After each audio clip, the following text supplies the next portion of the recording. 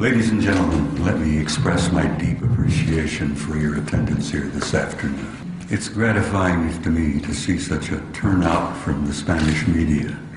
In my country, you have to grab the media by the throat and drag them kicking and screaming to pay attention to this subject. So I'm grateful and much gratitude for your attendance here this afternoon. Let me apologize to the beautiful interpreter to my right.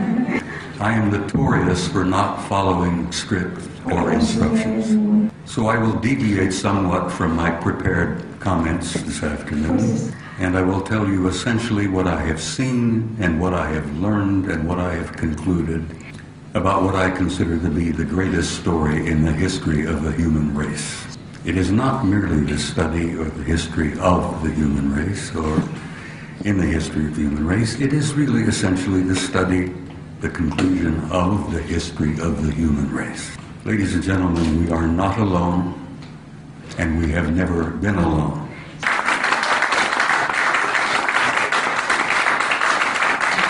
We have had a history of an intimate interrelationship with advanced extraterrestrial intelligence from the beginning of our human history. I spent 27 years on active duty in the United States Army. I led combat troops in Korea in 1951 in one of the bloodiest wars we've ever fought. I gathered intelligence in Southeast Asia in Vietnam, Cambodia, and Laos in 1970. But in 1963, I received an assignment to the Supreme Headquarters Allied Powers in Europe. At that time, this was considered to be a choice and plum assignment in the United States Army. I was excited about the assignment. I took my wife, my children, to Paris, France. My children went to high school in Paris and learned to speak fluent French. And I was given an assignment to the Supreme Headquarters Operations Center, a place we called SHOC.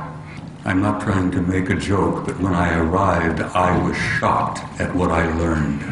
It appeared that an event occurred on the early mornings of the 2nd of February 1961 that almost started World War III. Large numbers of circular craft of some kind flew over Central Europe, out of the Soviet sector, toward the west over NATO and Allied lines. These objects were circular, metallic, flying at a very high altitude and flying at a very high rate of speed, and they flew in formation, very obviously under intelligent control. They would generally fly to the west, and they would turn north over the English Channel, the southern coast of England, and disappear from NATO radar over the Norwegian Sea. In the early mornings of February 61, World War III almost began. The Soviets went on red alert. All NATO forces went on red alert. Our fingers were poised on the triggers and over those red buttons. And the whole thing was over in about 20 minutes. A British Air Marshal by the name of Sir Thomas Pike decided to initiate a study to find out what the hell was going on here. They conducted a 3-year study. I arrived in the summer of '63 and learned that it was underway, and they published the study in 1964. All of us who worked in the war room and all of us who had a cosmic top secret clearance were shocked and stunned by what we read.